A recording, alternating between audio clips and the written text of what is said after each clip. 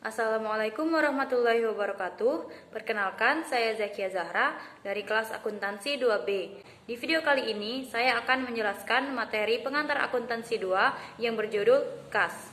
Baiklah, yang pertama, pengertian kas.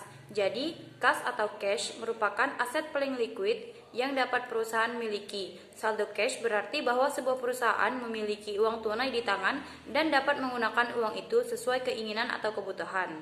Menurut Otoritas Jasa Keuangan, kas adalah uang kartal yang tersedia bagi suatu usaha terdiri atas uang kertas bank dan uang logam, yang merupakan alat pembayaran yang sah.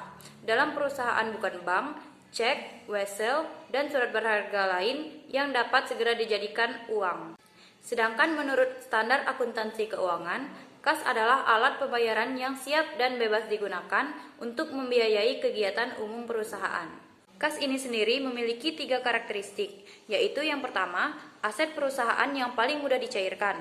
Yang kedua, kas merupakan standar pertukaran yang paling umum. Dan yang ketiga, kas dapat menjadi basis perhitungan dan juga pengukuran nilai.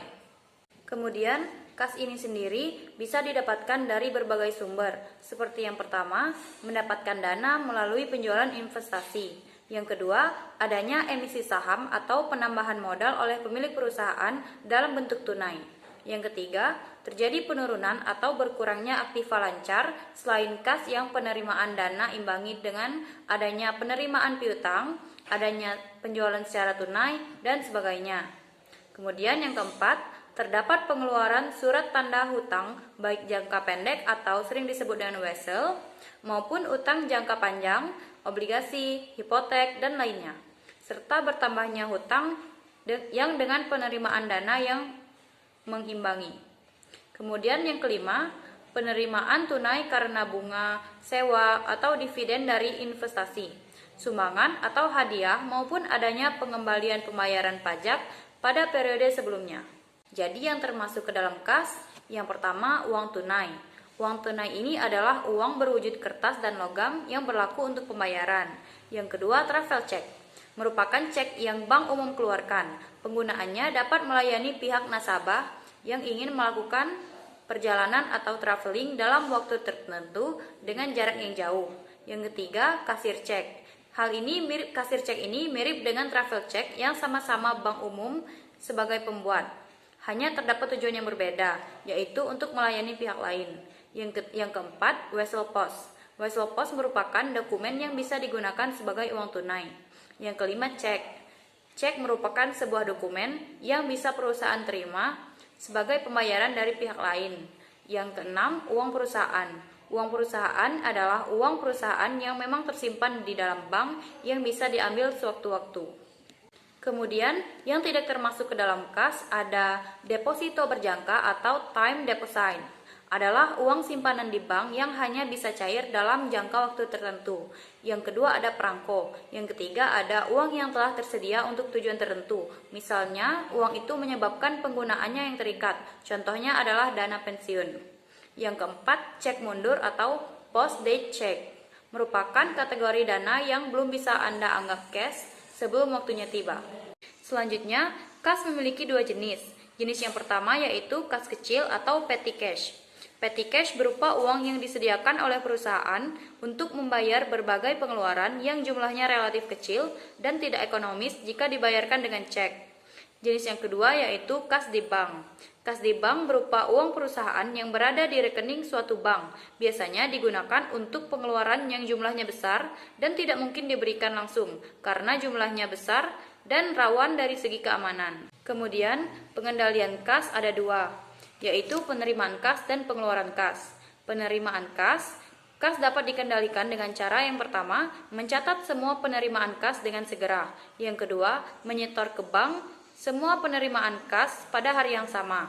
Yang ketiga, melakukan pemisahan fungsi pada petugas yang menangani penerimaan kas dengan mesin kas register. Kemudian, pengendalian kas pada pengeluaran kas dapat dilakukan dengan 4 cara. Yang pertama, melakukan segala aktivitas pengeluaran kas menggunakan cek. kecuali pengeluaran dengan jumlah kecil. Yang kedua, minimal 2 orang pejabat harus melakukan tanda tangan setiap cek. Yang ketiga, mengarsir dengan rapi terhadap cek yang batal digunakan atau terjadi salah tulis. Yang keempat, memberikan cap lunas untuk bukti dan cek yang sudah keluar. Nah, dalam pengendalian kas ini diperlukan juga pengendalian kas internal. Karena sifat kas sangat liquid atau mudah dicairkan, menyebabkan rentan akan kecurangan. Maka sangat memerlukan mekanisme pengendalian internal untuk menjaga kas dan memastikan keakuratan akuntansi pencatatan tunai. Tujuan pengendalian internal adalah memberikan jaminan bahwa aktiva terlindungi dan berguna untuk pencapaian tujuan usaha, informasi bisnis yang akurat, dan karyawan telah mematuhi peraturan dan ketentuan. Selain itu, pengendalian kas internal juga mampu melindungi aktiva perusahaan dari kemungkinan terjadinya kejahatan seperti pencurian, pengelapan, ataupun penampatan aktiva pada lokasi yang tidak seharusnya. Menurut Dickman dan kawan-kawan tahun 1999, sistem pengendalian internal kas harus sebagai berikut. Yang pertama, memisahkan penyimpanan dan akuntansi untuk kas. Yang kedua, mencatat semua transaksi kas. Yang ketiga, memelihara hanya saldo tunai minimum yang dibutuhkan. Yang keempat, melaksanakan perhitungan periodik atau saldo. Yang kelima, melakukan rekonsilisasi atas saldo akun kas buku besar dan saldo bank. Dan yang keenam, memperoleh pengembalian yang layak atas saldo yang menganggur. Baiklah, itu saja yang dapat saya sampaikan pada video kali ini. Atas perhatiannya saya mengucapkan terima kasih. Mohon maaf apabila ada kesalahan dalam kata-kata.